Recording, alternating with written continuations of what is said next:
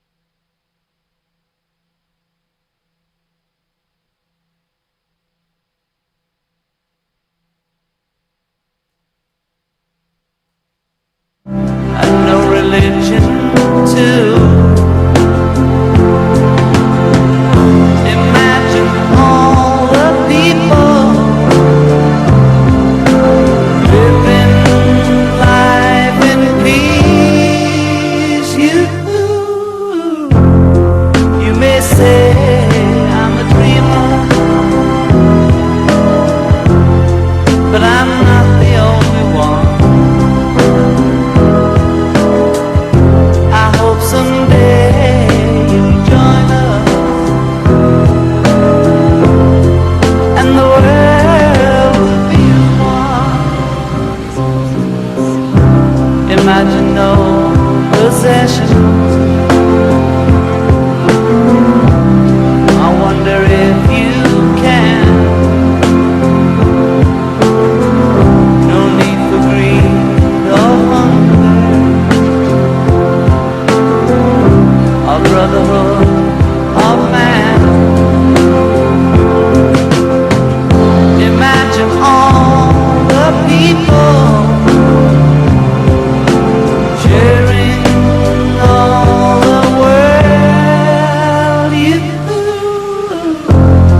You may say I'm a dreamer,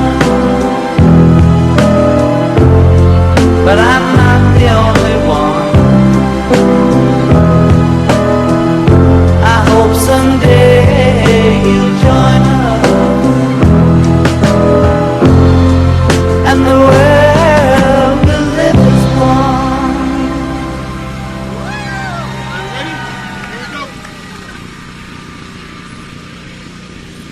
Hello, hello, hello.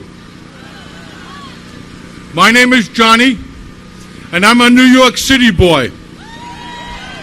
I'm a retired guy, but I speak for no organization and no rally and no group other than myself as a New Yorker. I'm born and raised in this city. I've worked all over America, and I've traveled all over the world. I love New York because of you, and you, and you, and you, all the way in the back. I love being a New Yorker. And I love being a New Yorker because we have that Statue of Liberty down in the harbor. Give me your poor. Give me those who need. And they come here. And my family came here. After a long fight with the British in Ireland, my grandpa came here, and he didn't have no paperwork. And he came here and he started a family, got a job, and did like most other Irishmen, got a shovel and started digging the subways. He got a job. He got a job, and it's all about jobs in America. It's all about health care in America. It's all about truth in America. Donald Trump is not my president because Donald Trump does not tell the truth. Donald Trump is not my president because my president would have a care and concern for the old, the sick, the young. My president would understand that we need health care for all, single payer. My president would understand that we do not discount the science and pollute our air and pollute our waters and pollute our rivers and pollute our children. My president would not believe in that. I will have the privilege of introducing to you the speakers that we have here today. So I'm going to ask you to give you their attention. Some of them are not as boisterous as I am. I'm a retired old union electrician. I know how to yell and scream at people, you know, running large groups of men on the jobs. But I am so happy to be here with you today because you and you and you are America.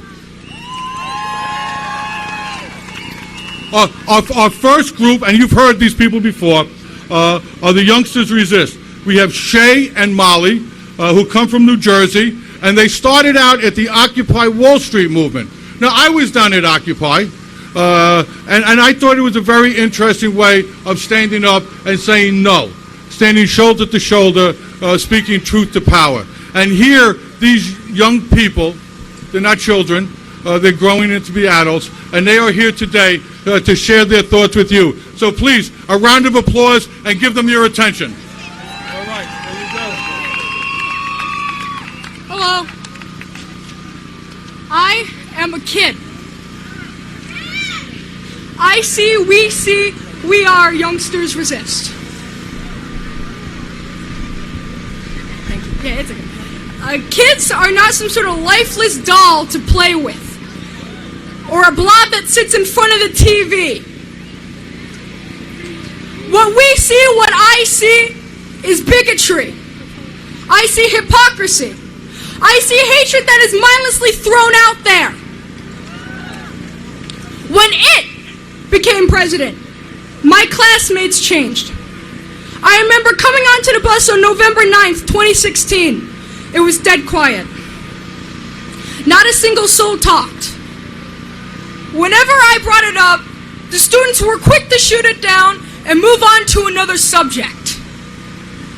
I remember how my Vietnamese friend ran up to me, tears in her eyes, claiming that she was scared for her family because she was poor. Her father was always working and her mom and grandmother were sick.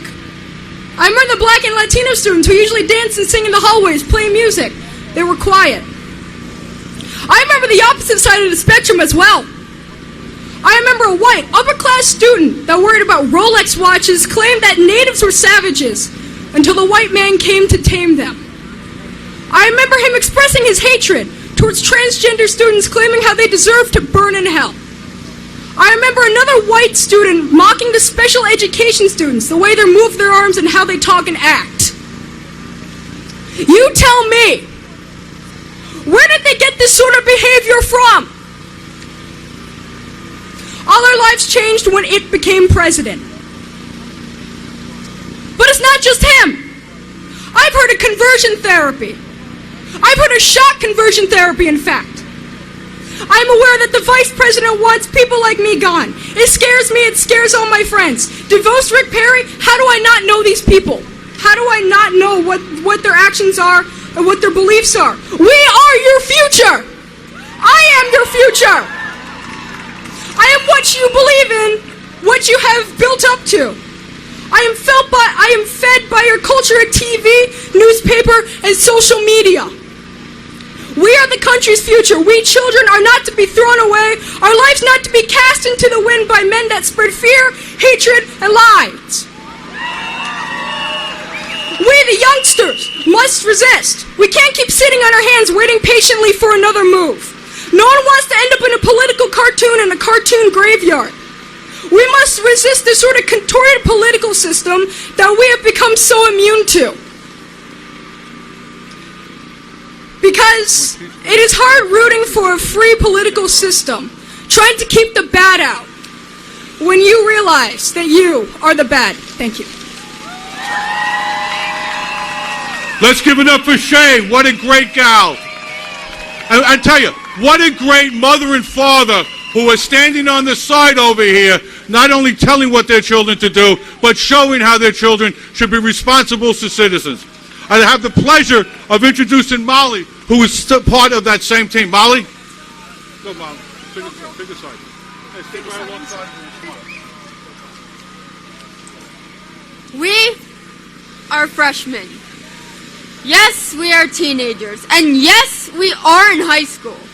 If you claim that we should just be teens and not worry about politics until college or not voice our opinion, you are conditioning us to not go out and vote, to stay away from politics, to not be an individual and have our own opinion on the world. We have to live in. For a much longer time, I must say. What has been done now will matter in the future. It will change what paths we all must take for ourselves, whether it be because of race, gender, religion, sexuality, social class, etc.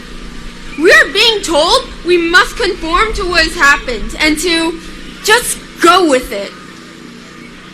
Someone I know, he is an extreme supporter of this president. I had a discussion with him, and I distinctly remember us having at least a 20-minute conversation on how this president will most likely be the cause of World War III, or at least pave the way for this event. He completely agreed that this will most likely happen. Do you understand how he knows that this will happen, but is not thinking about the results in the long run, or who may be hurt by this action? On to the next topic of what may change how this generation will perceive the world. Betsy DeVoe.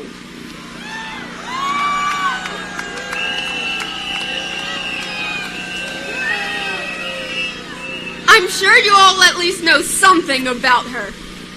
One major thing that she has stated and showed has been her support of intelligent design.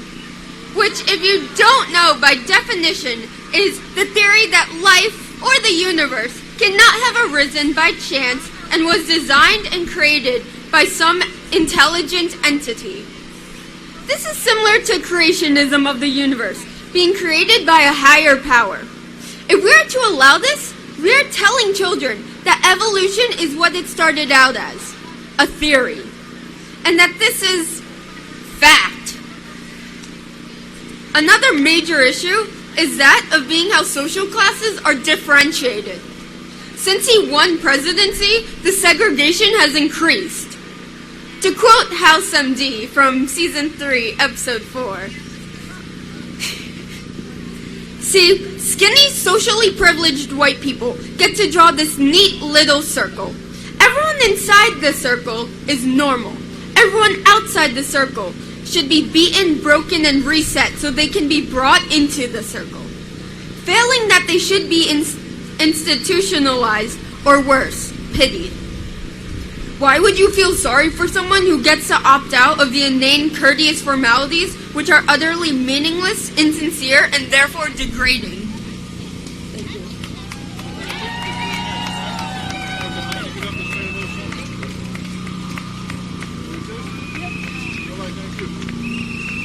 Their first time up to a microphone in front of a pretty big crowd. What do you think? You think they did pretty good for themselves? I think they did absolutely wonderful. I'm proud to be a New Yorker for many, many reasons. One of those reasons is this park right here.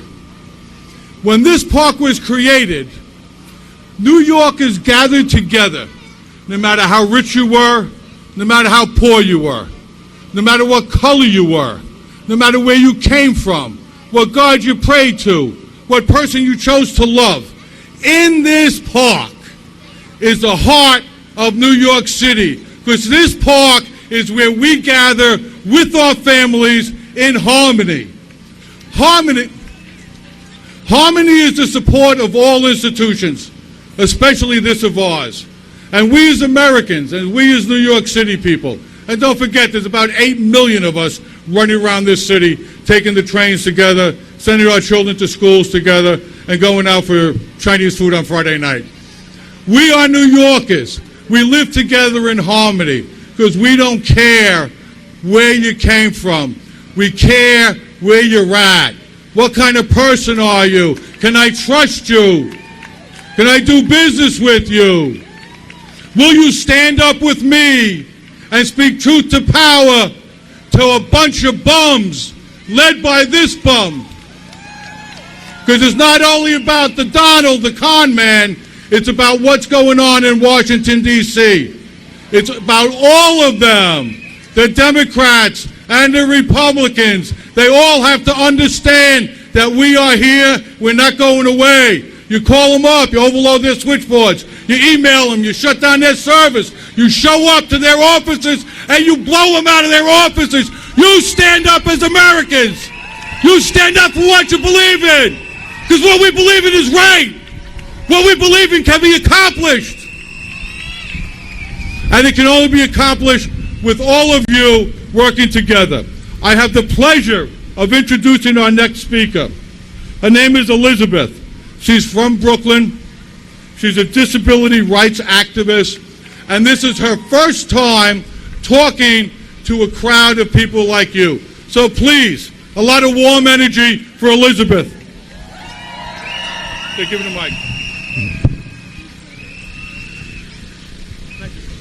Hey everybody! So, I'm sorry that we all have to be here, but we have to fight for things we never thought we'd have to fight for.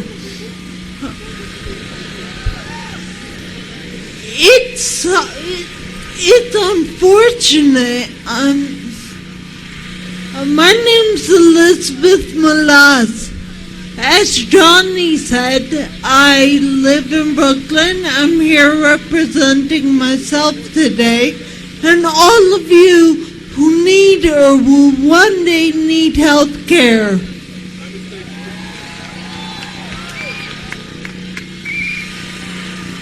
We beat the Muslim ban, and we could keep on fighting for everything we want to get, because that's the only way we're going to keep our rights and get new ones.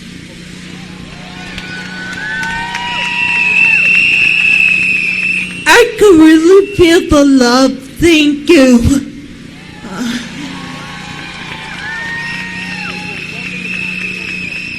So, I wanted everyone to chant.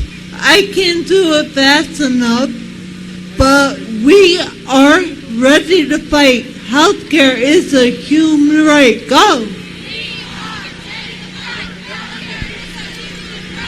We are ready to fight. Healthcare is a human right. We are ready to fight. Healthcare is a human right. We are ready to fight. Healthcare is a human right.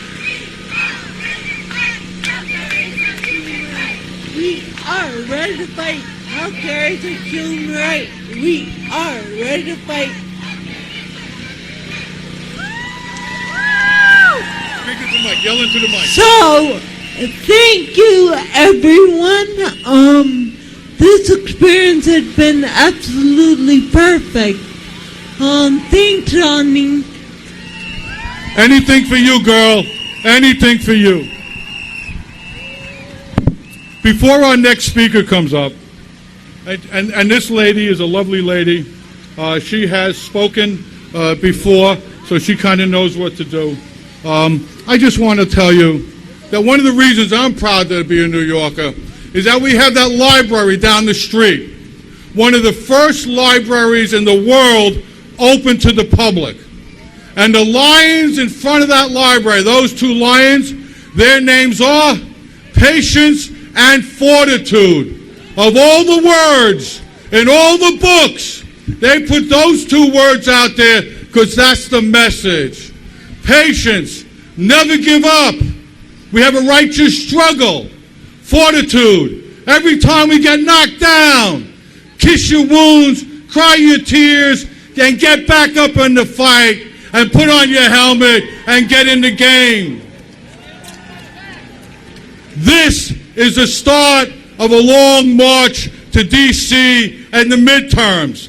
This is not the end. This is the beginning. This is not the only rally. This is not the only group. This is not the only time we're going to gather together. And you have the responsibility, as well as the right, to stand up for all of us, especially to stand up for people who have a hard time standing up for themselves.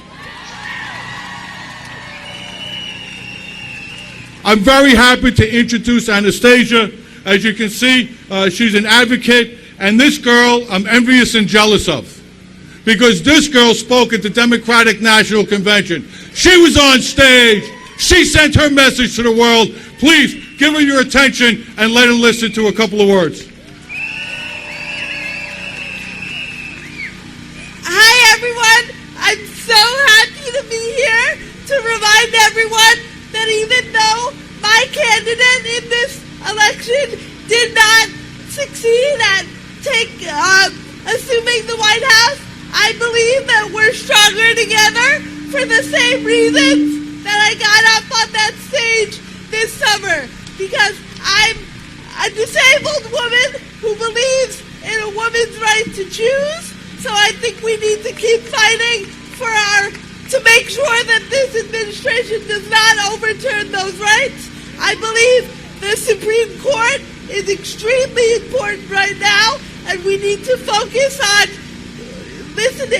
fighting against what he's doing and not what he